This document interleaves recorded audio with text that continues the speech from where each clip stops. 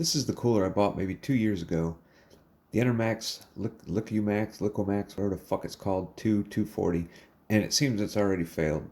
Today we're gonna find out why.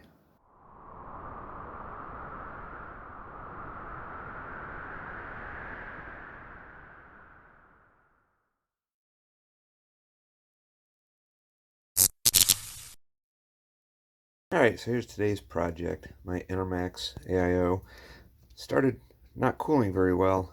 So I don't know what the issue is. I don't know if something's clogged in here, if it's low on fluid, but we're gonna find out. Underneath there's a bunch of Torx bits on here, and one of them looks a little sketchy. Like I don't know if it's stripped or was it stamped right or whatever. But hopefully they'll come out with no issue. The smallest Torx bit that I had was a T10, so I had to run out and pick up this little Tecton set from the hardware store. And it's a T8. It's the size of the Torx bits under here. So I'm going to get set up and get this taken apart here and find out what the hell is going on with it. Alright, so I got set up with a little plastic bowl here to catch whatever fluid might be inside, and cross your fingers and hope these all come out okay. So far so good.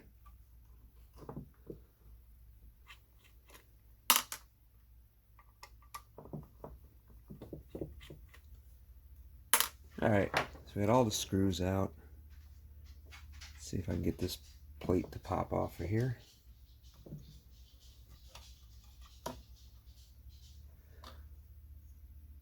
Alright, I got the plate off here. Looks like it's clogged up with some kind of shit. I have no idea what that is. See if I can get a little bit of that off of there and see what it is.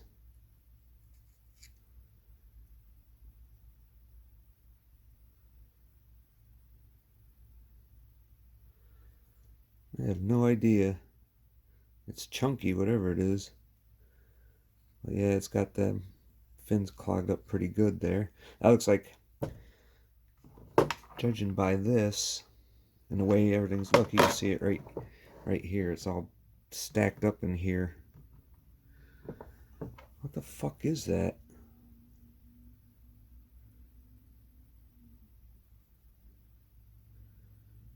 I have no idea. It's black, whatever it is. I wonder if that's like the rubber from the hoses. How nasty that is.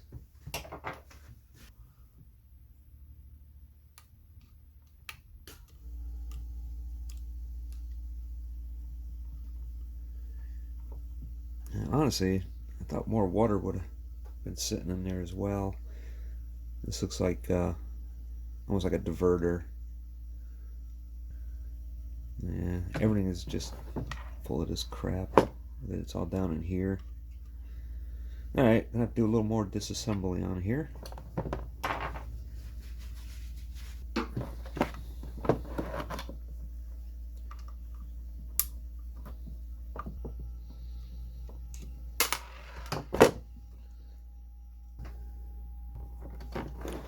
Alright, looks like there's a couple Phillips screws here. I wonder if these hold the tubes in. Either way, I think it's keeping this plastic plate from coming off the bottom. Man, those are some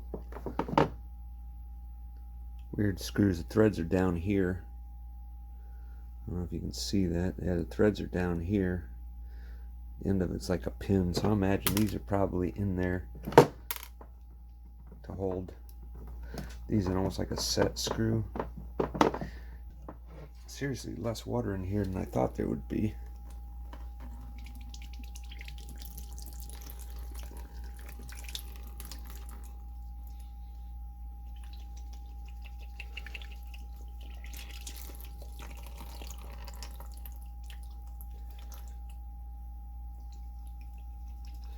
I'll drain out what we can here.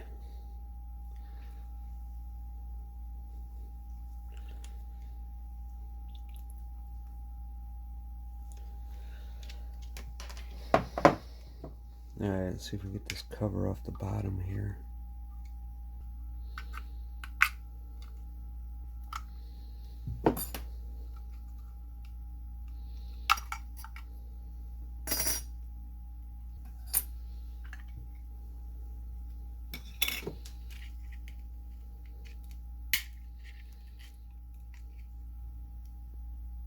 I'm sure this comes apart further, I just can't figure out how.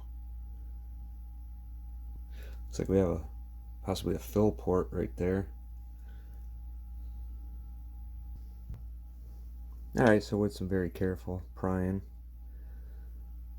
managed to get this part off. And actually there's some gunk inside of there.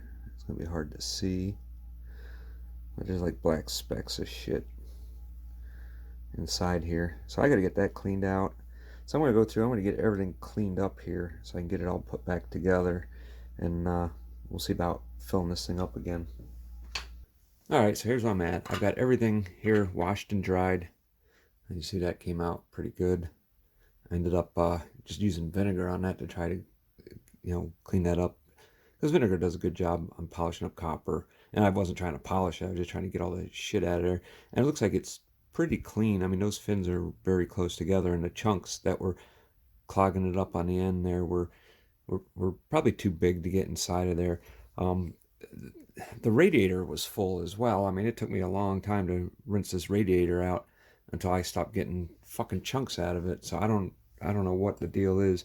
I thought maybe it was plastic, but the only plastic parts are this here, and the impeller, the housing here, and then this part here, and they don't look degraded at all. So the only other thing I can think of is maybe the inside of these hoses is getting fucking dissolved or eaten up.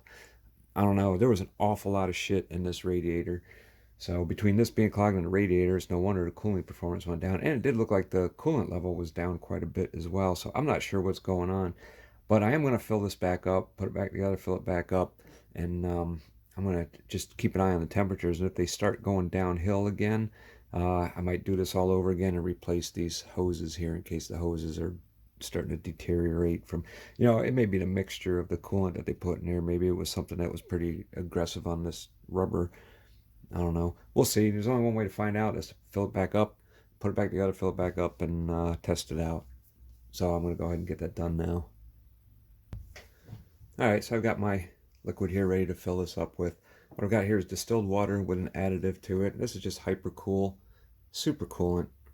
And it says, reduces engine temperature, prevents overheating, which is irrelevant to this because it's got to do with a car motor. Provides maximum corrosion protection. That's the reason why we're using this here, because we do need some kind of corrosion protection in here. Aluminum radiator, copper, and also, we want something that's, these rubber lines here, you got rubber hoses in your cooling system, so hopefully this will be easier on this than whatever it was that they had in there. And it says on here to mix up, add 1 bottle to 10-20 quarts, blah, blah, blah. 1 ounce per quart. So I've got a cup here, which is 1/4 of a quart. It takes 4 cups to make a quart, so that means 1/4 of an ounce. So I got 1/4 of an ounce in there. And you can tell this stuff is kind of like green. And the stuff that was in there was like a red or reddish brown color. But anyways, this says works with all colors, types of antifreeze. Coolant, including extended life or straight water. So this doesn't. So this will actually work with straight water, and it provides no freeze protection. So I mean, gotta make sure that it doesn't freeze, of course. But this isn't going to be in a freezing environment, so I'm not too concerned about that. And I got a little freaking syringe here to try to fill this radiator up with. So I'm trying to figure out the best way to do this, because this doesn't actually fit in the ends of these here. So I think if I keep it over here, I should actually get this propped up so it's higher. Yeah, this is gonna be a bit of a chore to do, because as you see, I gotta hold these up higher so that everything stays up at the top. So I'm gonna go through and work on this and get this filled up, and then we'll come back and attach it to the CPU block. Alright, so I've now got the entire radiator filled and the hoses filled for the most part. I just got to try to keep everything elevated here a bit. And I'm just going to fill the rest of this block up with the coolant here. Just try to top everything off and then try and get as much air out of it as I can.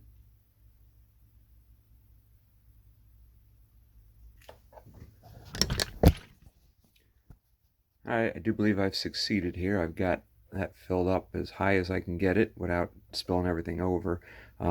There will be a little bit of air in there. I'm not sure I can get every little bit of it out, but I'm going to do what I can, because if I put too much in there to put that the cold plate on there, it's going to spill out and probably get down into the electronics on the other side, which I'm trying to avoid. So I'm going to go through, I'm going to get it, I got the O-ring back on there now, I'm going to get that cold plate on the bottom, and then I think we'll be ready to test it out. Alright, I've got it installed on something that I thought would be a pretty good test for this. This is a FX8350, and we'll just run it in stock just to test it out and see, make sure that it's cooling, and then we'll try and overclock it and make sure that the performance of this is still good. So here we are up and running, and you can see we have very good idle temps. Although I'm not quite sure it's that chilly in the room here, and I doubt that that super cool liquid additive is going to be able to lower the CPU temperature below room ambient, so there may be a little discrepancy in the reading, but we're going to use it anyways to judge our cooling performance, and if we actually have any. So now that R15 is finished, I think that speaks for itself. The CPU temp peaked at 48C, so I'm going to call that a win, but it's still going to overclock it and really test it out. Alright, so finishing up the R15 run at 4.8 gigahertz, and it looks like we peaked at 70C, so that's actually pretty amazing. It shows 77 in the max column because I didn't have one of the radiator fans plugged in all the way, so it peaked higher, of course. But with both plugged in, you can see when the run ends, the temp is right at 70C. And I think that's pretty good. The CPU cannot do 4.8 on air, it just gets way too hot. So I'm happy because this means that this Enermax cooler is now fixed. It's going to be interesting to see how it holds up in the future, if all that black gooey debris still collects in it or not.